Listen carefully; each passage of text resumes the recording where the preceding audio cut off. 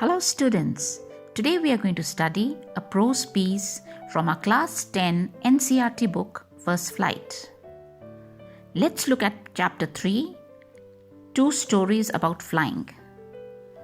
In this video, we will cover only the first part, that is his first flight, which is written by Liam O'Flaherty.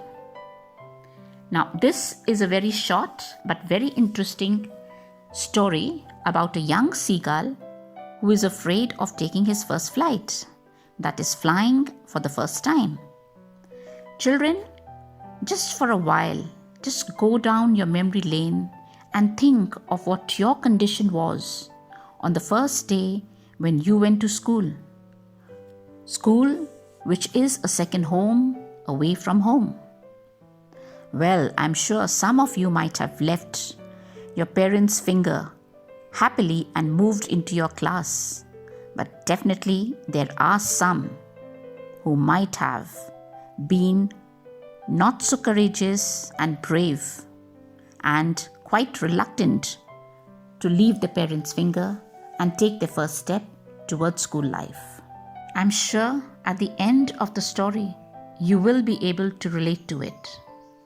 So now, let's begin with the reading and explanation of the story. The young seagull was alone on his ledge. His two brothers and his sister had already flown away the day before. He had been afraid to fly with them. Somehow, when he had taken a little run forward to the brink of the ledge and attempted to flap his wings, he became afraid. The great expanse of sea stretched down beneath, and it was such a long way down, miles down. He felt certain that his wings would never support him. So he bent his head and ran away back to the little hole under the ledge, where he slept at night. Looking at the first few lines, what do we see? The young seagull, which is a white, often dark-backed bird with pointed wings and short legs, was all alone on his ledge. Now, what do you understand by ledge? It means a narrow horizontal shelf projecting from a wall, and here it is a cliff. Now, his siblings, that is his two brothers and one sister, had already learned how to fly and had flown away a day before. But this particular seagull was a bit too afraid, and so he had stayed on his ledge. Once he had tried to run forward to the brink, meaning edge of the ledge, and made an attempt to flap his wings, but fear overtook him. He could see the huge sea stretched out far and wide. This made him feel all the more scared. He felt that his wings would not support him. So with his head held down, in shame, he ran back into his little hole under the ledge where he slept the night. Even when each of his brothers and his little sister, whose wings were far shorter than his own, ran to the brink, flapped their wings and flew away, he failed to muster up courage to take that plunge which appeared to him so desperate. His father and mother had come round, calling to him shrilly, unbathing him, threatening to let him starve on his ledge unless he flew away. But for the life of him, he could not move. That was 24 hours ago. Since then, nobody had come near him. The day before, all day long, he had watched his parents flying about with his brothers and sister, perfecting them in the art of flight, teaching them how to skim the waves and how to dive for fish. He had, in fact, seen his older brother catch his first herring and devour it, standing on a rock while his parents circled around raising a proud crackle. And all the morning, the whole family had walked about on the big plateau midway down the opposite cliff, taunting him with his cowardice. His parents tried for one whole day to make him move, but now they too had given up, and no one came near him that day. The whole day the seagull watched his parents trying to perfect his brothers and sisters in the art of flying and teaching them how to skim the waves, which means to move very lightly above the surface of the sea water, and how to dive for fish.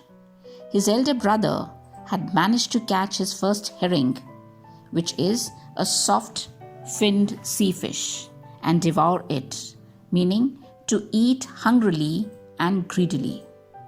The parents were crackling with pride, which means making joyful sounds by the birds, as their son had managed to catch a fish. The entire morning, his parents, brothers, and sister kept moving about on the plateau, which was midway down on the opposite cliff, trying to taunt at him, that is, tease him for his cowardice, which means for not being brave enough. The sun was now ascending the sky, blazing on his ledge that faced the south. He felt the heat because he had not eaten since the previous nightfall. He stepped slowly out to the brink of the ledge, and standing on one leg, with the other leg hidden under his wing, he closed one eye, then the other, and pretended to be falling asleep. Still, they took no notice of him. He saw his two brothers and his sister lying on the plateau, dozing with their heads sunk into their necks. His father was preening the feathers on his white back. Only his mother was looking at him. She was standing on a little high hump on the plateau, her white breast thrust forward. Now and again, she tore at a piece of fish that lay at her feet and then scraped each side of a beak on the rock. The sight of the food maddened him. How he loved to tear food that way, scraping his beak now and again to wet it. In these lines, we get to know that the sun was ascending, that is, going upwards in the sky. That means it was becoming hotter. As the seagull was facing the sun, and because he was hungry since the previous night, he was completely exhausted and feeling uneasy. He then slowly moved towards the brink, which means edge, of the ledge, and standing on one leg, with the other leg hidden, he closed one eye. Pretending to be asleep, he tried showing his family members that he was becoming unconscious so that they could show their concern and come forward to help him. But all in vain. No one took any notice of him. They all ignored him. His brothers and sister were sleeping peacefully on the opposite cliff. His father was preening, that is, making an effort to maintain his feathers, but his mother was looking at him. She was concerned for her hungry child. She was standing on a raised area with her front portion thrust, that is, pushed forward, and could be seen tearing a piece of fish, then keeping it between her feet and rubbing her beak on a rock in order to sharpen it. Now the seagull became mad with anger when he saw food. He also wanted to tear a piece of fish and have it, as he too loved to wet, that is, sharpen his beak. Ga, ga, ga, he cried, begging her to bring him some food. Ga, kola, she screamed back derisively, but he kept calling plaintively, and after a minute or so, he uttered a joyful scream. His mother had picked up a piece of fish and was flying across to him with it. Now here we can see how the seagull begged for food, saying ga, ga, ga, But his mother screamed back at him derisively, which means showing someone how stupid he or she is. But the hungry seagull kept calling out to his mother plaintively. Plaintively, which means sadly. A minute later, he screamed with joy as he sees something, and he sees his mother picking up a piece of fish in her beak and flying towards him. He leaned out eagerly, tapping the rock with his feet, trying to get nearer to her as she flew across. But when she was just opposite to him, she halted, her wings motionless, the piece of fish in her beak almost within reach of his beak. He waited a moment in surprise, wondering why she did not come nearer, and then, maddened by hunger, he dived at the fish. With a loud scream, he fell outward and downwards into space. The seagull leaned forward and started tapping the rock with his feet in excitement, trying to get closer to his mother in order to get food. But when she was just about to reach him, she halted, which means stopped. She wanted the seagull to make an effort to fly in order to get food. The seagull was surprised and wondered why his mother did not come closer. Now, as he was hungry, without thinking, he dived at the fish. He managed to take his first flight, screaming loudly, moving downwards and outwards into space. Then a monstrous terror seized him and his heart stood still. He could hear nothing, but it only lasted a minute. The next moment he felt his wings spread outwards. The wind rushed against his breast feathers, then under his stomach and against his wings. He could feel the tips of his wings cutting through the air. He was not falling headlong now. He was soaring gradually, downwards and outwards. He was no longer afraid. He just felt a bit dizzy. Then he flapped his wings once and he soared upwards. Ga, ga, ga, ga, ga, ga, coal, coal, ah. His mother swooped past him, her wings making a loud noise. He answered her with another scream. Then his father flew over him, screaming. He saw his brothers and his sister flying around him, curveting and banking and soaring and diving. As he dived, all of a sudden he got scared as he realized that he is not able to fly due to weak feathers. His heart stopped beating. He could not hear, but all this lasted only for 1 minute. The very next moment, his wings spread out and he started flying. He enjoyed his flying. He could feel the wind hit against his wings. His wings were cutting through the wind, and he was now not falling down into the sea. He was soaring, which means flying high up, very easily, and was no longer afraid. Since he had not eaten for the whole day, he just felt a bit dizzy. He kept flapping his wings as he soared upwards. His mother was the happiest, who swooped past him, making joyful loud sounds with her wings. He saw his brothers and sisters also flying around him, curveting, meaning leaping like a horse, and banking, meaning flying with one wing higher than the other, and moving upwards and downwards. They were flying in different motions.